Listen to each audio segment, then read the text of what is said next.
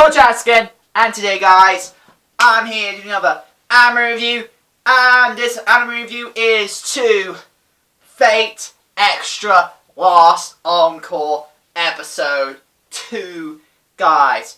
So let's get into it. So guys, in this episode of Fate Extra Last Encore, it takes off obviously after where the last episode left off. After pretty much after Neo got summoned by our main character Honoko. Like I said, I'm trying to get news. I don't know. Again, I'm sorry if I'm saying his name wrong. I think it's Honoko. I think that's what his name it says. I might be wrong, but yeah. After summoning her, she soon later summons some form of escalator. Like it's called the Moo Mile Ladder. I think that's what it's called.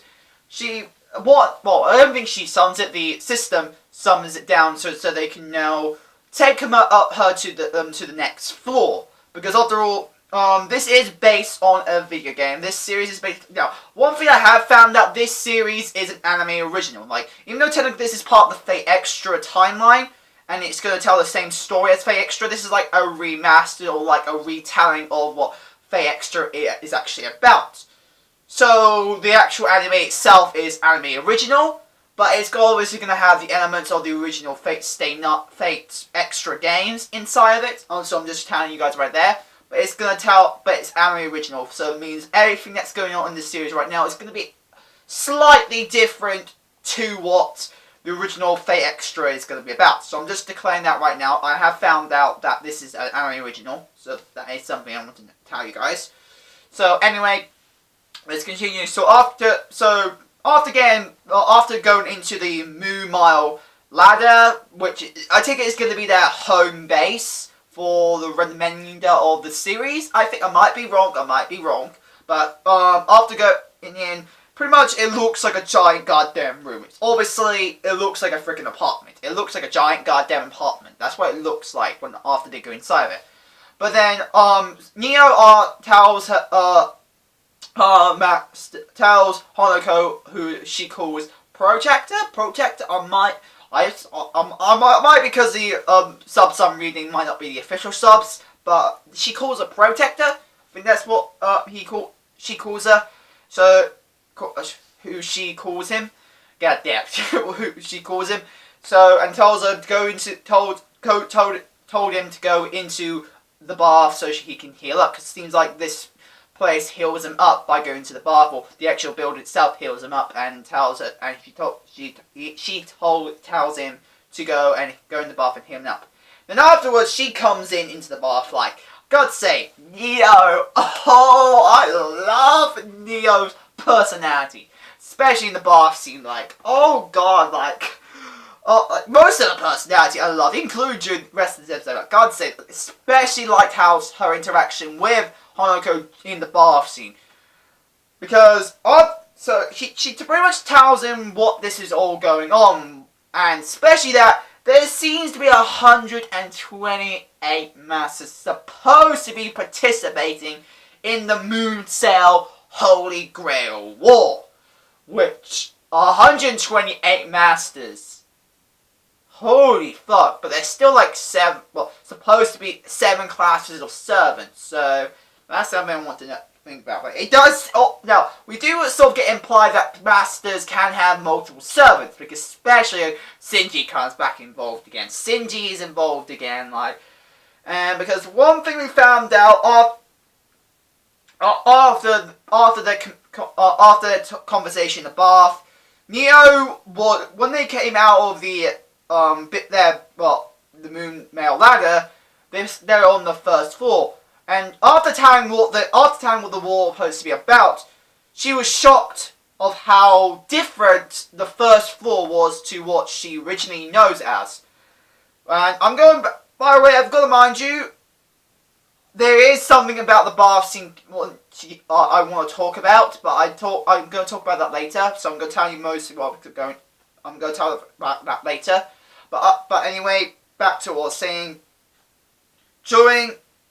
After going to the Moon Mile Ladder, she realized the first floor is completely different from what she remembers. Like, this is completely different to what she was expecting and also remembered from the previous time she's been currently into the Smooth Sail Grey War.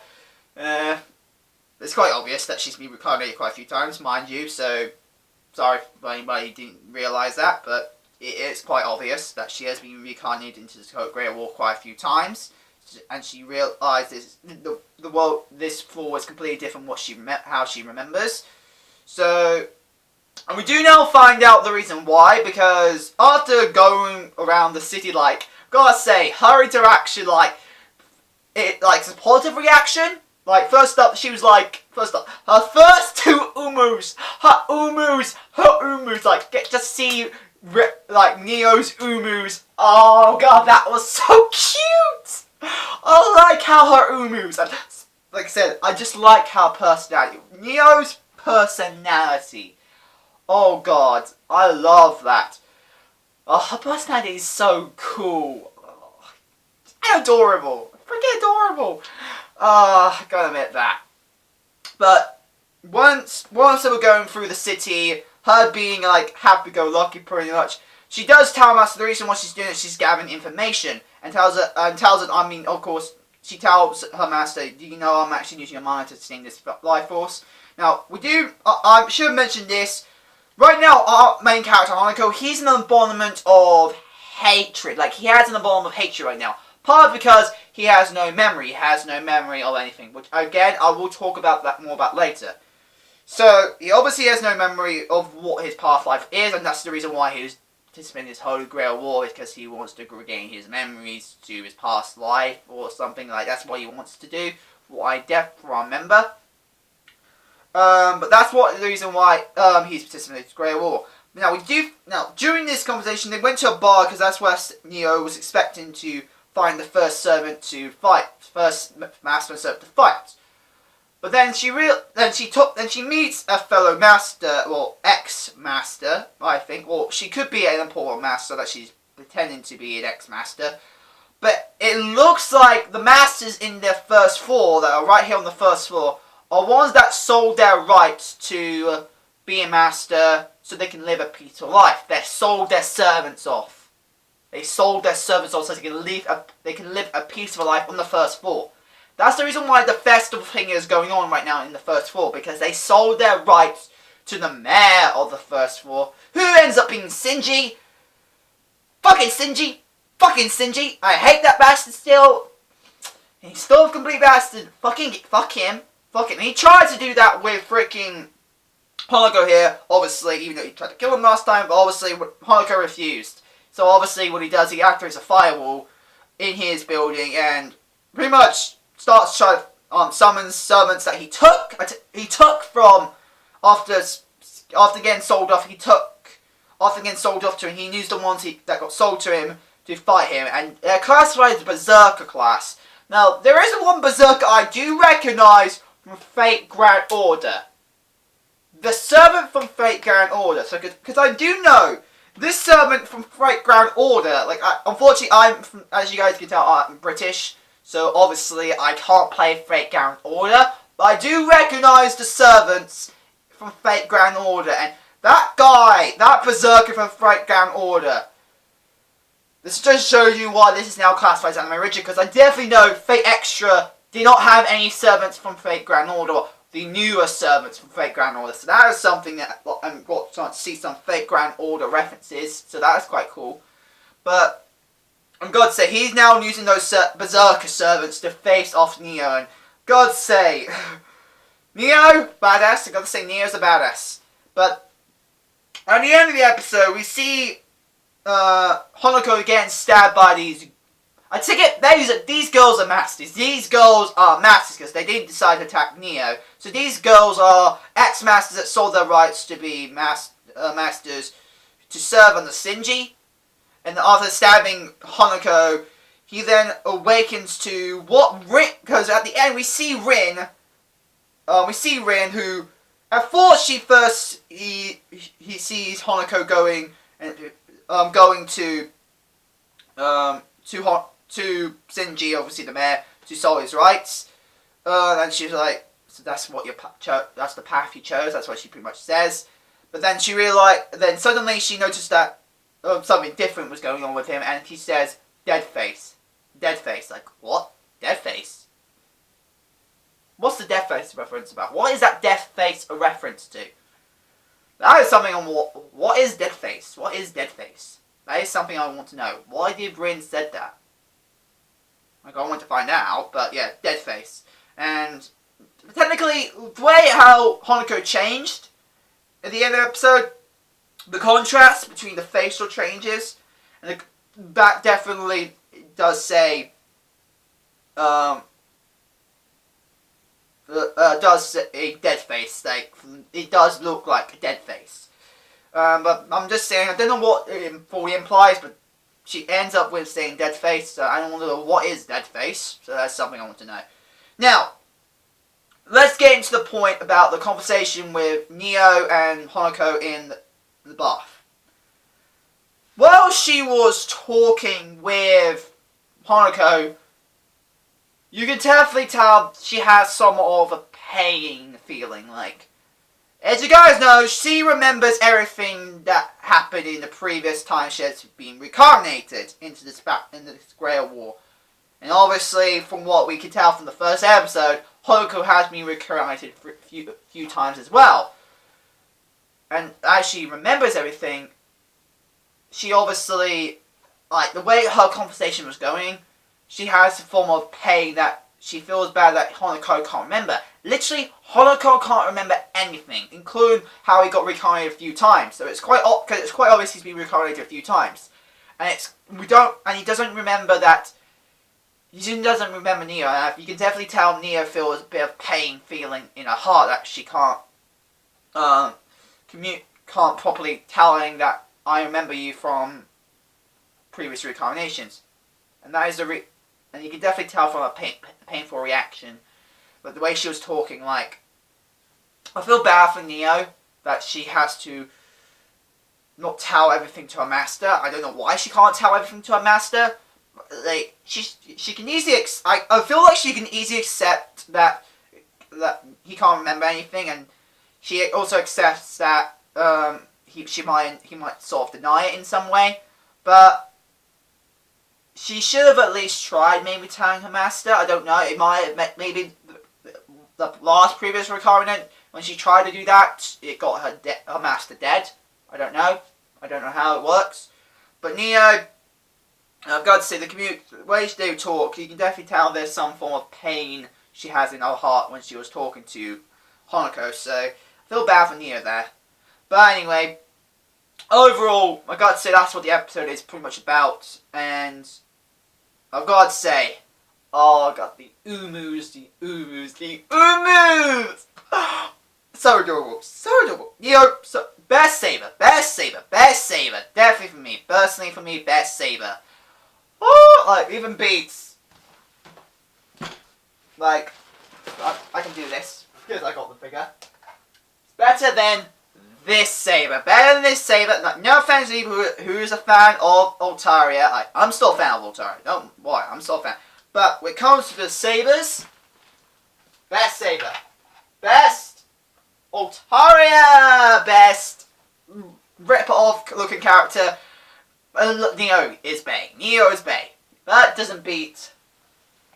obviously doesn't beat my waifu, Rin. My waifu. So yeah. But yeah, pretty much. Neo Bay. Freaking cute and hot, and God's sake, the way she's willing to express her naked body, holy fuck, like, I really knew has a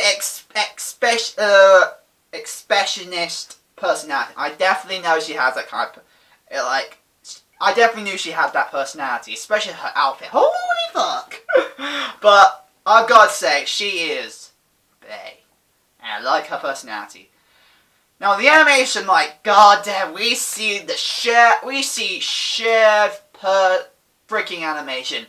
The animation that Shaft uses, definitely Shaft, because we see that classic head, not like head, but neck positions. Like we see the classic head bends. Like that is so cool. Oh man, Shaft is doing a great job right now. Shaft is like, and by the way, I've got to say the opening of this episode, like the opening for the main series. There's some definitely deep meaning behind that opening. There is definitely going to be some deep meaning behind that opening because it's just Saber fighting. It's just Neo fighting Shadows. That was all that's going on in that opening. Neo fighting these dark shadows, who I take it are servants or something. Now, there is a reason. I definitely can tell. This is Shaft we're talking about here. And this is definitely, there has to be some deep reason. There has to be a deep reason why why the opening was like that. There has to be a deep meaning, because this is Shaft we're talking about, and their openings do have deep meanings in it. So I wonder why they done that. I want to know. Because the opening, I like that. By the way, the actual song really didn't feel like Fate at all. But the reason why I've got to say this, it was definitely a good thing. Like, compared to what Fate Prophet Opening 2 was like, Fate Prophet Opening 2, it tried to sound Fate-like. It tried, but it failed. Because I sense a lot of differences to what I expected from normal Fate Opening. Too much, and I just didn't like how it tries to be a Fate opening, but it didn't succeed. Now, with this one, the actual song, definitely not Fate-like, well, like a normal Fate-like. It definitely didn't feel like any Fate opening I would ever listen to from the main Fate series. So that is one thing I've got to say that I wasn't expecting, but what makes it good, because it completely doesn't feel like Fate. It just completely feels like it's not like Fate. The opening. So, that's the reason why I can say that I like the opening. I like the opening because it doesn't feel like it at all. Like, with the other one, like, with Fate Prophica opening 2, it felt like it, but in the wrong way. But with this one, it feels wrong. It doesn't feel like Fate, but it does it in the right way. And they actually use the visuals to what I loved about the Fate openings. The visuals to the Fate openings is like, that is there. That is there. The visual like I would expect from a Fate series is there. So, that's what I like. Like, the opening song sounds to not be like what I'm used to for the main Fate from the Fate series, but it's there. It's there. It's there. You can definitely tell it's a Fate opening, not from both the visuals and the possibly deep meaning the song and the visual and the actual opening itself is like. So that's what I like about the opening. The actual music doesn't sound like what Fate should be, and music gives it some individuality, which I'm glad it did, and that he decides to use the actual visuals to tell that this is a Fate series. So that's why I'm like it done. And overall, I've got to say, the animation looks so fucking good, both in the opening and the main anime. Oh, it looks so good. Shaft, fucking love you guys. Fucking love you. Still don't make you faultable. Yeah, that's that. But anyway, still love it. Still love how you did the animation in this episode. The classic head, like your classic head cracking technique. Fucking love that. Fucking love that. Anyway, overall, that's all I've got to say. Hey guys, that's my anime review to Fate Extra Lost Encore Episode 2.